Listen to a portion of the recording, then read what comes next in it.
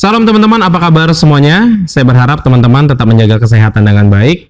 Dan di video kali ini saya akan membahas mengenai Taurat di dalam tradisi Yudaisme atau umat Yahudi.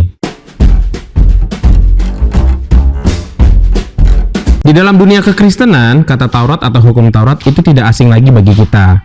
Namun sebenarnya teman-teman, apa sih arti Taurat di dalam konteks Yudaisme? Torah atau kitab Taurat adalah bagian pertama dari Alkitab Ibrani atau disebut Tanakh.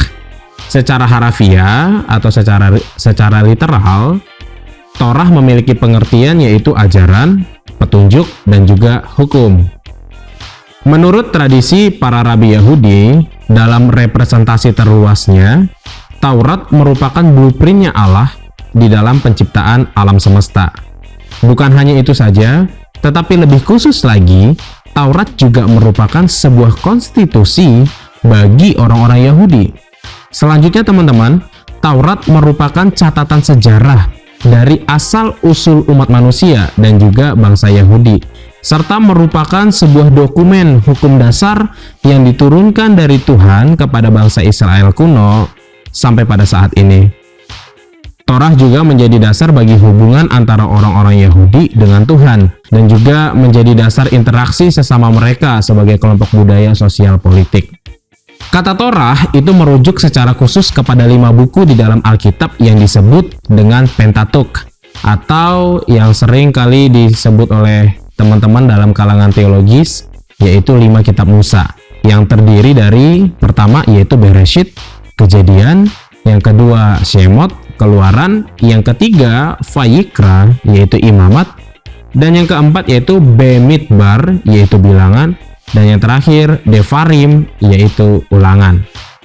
Jadi teman-teman, istilah Torah ini secara khusus merujuk juga kepada 5 buku yang terdapat di dalam Alkitab yang disebut Pentateuch atau 5 buku kitab Musa. Seperti yang sudah saya sebut tadi, yaitu Kejadian, Keluaran, Imamat, Bilangan, dan Ulangan. Di dalam Torah terdapat momen sejarah yang cukup menarik, yaitu pemberian Taurat dari Tuhan kepada orang-orang Yahudi di Gunung Sinai melalui Musa. Hukum ilahi yang diberikan Tuhan kepada umat Israel ini atau orang Yahudi ini menginformasikan perilaku etis dan ritual yang akan menjadi atau membentuk dasar dari semua hukum Yahudi yang ada.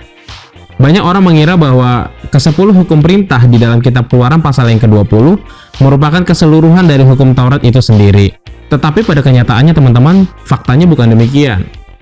Para rabi merincinya secara luas, sebenarnya ada 613 perintah atau Taryag Mitzvot di dalam keseluruhan Torah. Dan Rabi Simlai menguraikannya di dalam sebuah khotbah yang tercatat di dalam Talmud Makot 23b. Namun kitab Talmud ini tidak memberikan daftar rincian dari ke-613 mitzvot atau perintah-perintah tersebut. Nah teman-teman, 613 mitzvot itu mencakup yaitu perintah positif yang disebut mitzvot aseh, yaitu untuk melakukan suatu tindakan, dan juga perintah negatif ya yang disebut dalam bahasa Ibraninya itu mitzvot lo ta'aseh, yaitu untuk menjauhkan diri dari tindakan tertentu. Perintah negatif berjumlah ada 365 yang bertepatan dengan jumlah hari di dalam tahun matahari, dan perintah positif berjumlah 248 yaitu angka yang dianggap berasal dari jumlah tulang-tulang dan organ-organ utama di dalam tubuh manusia. Data ini bisa kita lihat di dalam kitab Talmud Makot 23b sampai 24a. Nah teman-teman, mengenai 613 mitzvot dan juga Talmud ini saya akan menjelaskannya secara rinci di dalam video yang akan datang. Jadi teman-teman jangan lupa untuk subscribe dan juga hidupin loncengnya supaya kita nggak ketinggalan informasi tentang video belajar Alkitab yang akan datang. Mengutip dari Rabbi Wayne Dosick di dalam bukunya yaitu Living Judaism, ia mengatakan begini. Di zaman modern, di dalam ibadah di sinagoge, gulungan Torah dibaca sebanyak 4 kali di dalam seminggu, yaitu Sabtu sore, Senin pagi, Kamis pagi, dan juga Sabtu pagi. Di dalam bahasa Ibrani, gulungan Taurat disebut sebagai Sefer Torah, yang adalah perkamen tulisan tangan yang berisi teks Taurat. Sefer Torah ditulis dengan tangan menggunakan pena bulu dan juga tinta. Dan penulisnya disebut sofer, yaitu penulis-penulis yang sangat terlatih dan juga sangat terampil di dalam menuliskan aksara Ibrani. Di luar sinagoge, belajar Taurat adalah kegiatan penting bagi orang Yahudi baik di sekolah maupun di rumah. Karena sebagian besar orang Yahudi yang beragama menganggap ketika mereka membaca Taurat atau mempelajari Taurat itu sama dengan mereka sedang mendengarkan suara Tuhan secara langsung. Dan hal ini menjadi sebuah hal yang sangat sakral bagi mereka, teman-teman. Dan bagi umat Yahudi, bahwa mempelajari Taurat itu sama pentingnya seperti beribadah. Proses terus-menerus di dalam membaca Torah menunjukkan sentralitas Torah di dalam kehidupan umat Yahudi dan juga merupakan sebuah komitmen Yudaisme untuk mempelajari dan mematuhi hukum-hukum etis dan juga ritual yang diberikan Allah kepada mereka. Karena Torah adalah sumber inti dari segala sesuatu yang ada di kehidupan umat Yahudi, baik secara etis dan juga secara ritual, maka kata Taurat ini bukan hanya digunakan untuk menjelaskan kelima buku dari kitab Musa tadi, tetapi menggambarkan keseluruhan pengetahuan dan interpretasi Yahudi guna melanjutkan pengajaran dan pembelajaran di dalam Yudaisme itu sendiri. Jadi teman-teman, kitab Taurat ini merupakan bagian yang sangat penting di dalam keagamaan dan kehidupan orang Yahudi.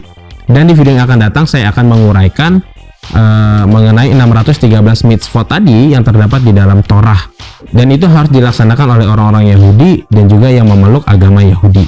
Dan kiranya teman-teman video singkat yang saya sampaikan ini dapat memberikan satu informasi yang menarik bagi kita mengenai Taurat di dalam tradisi Yudaisme.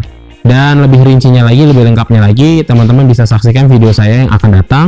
Dan situ saya akan menjelaskan mengenai 613 mitzvot atau perintah yang harus dilaksanakan oleh orang Yahudi.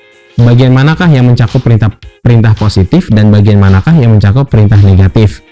Jadi teman-teman jangan sampai lewatkan, share video ini kepada orang-orang lain juga supaya mereka juga dapat mengerti dan belajar Alkitab bersama-sama dengan kita. Kiranya Tuhan memberkati. Shalom.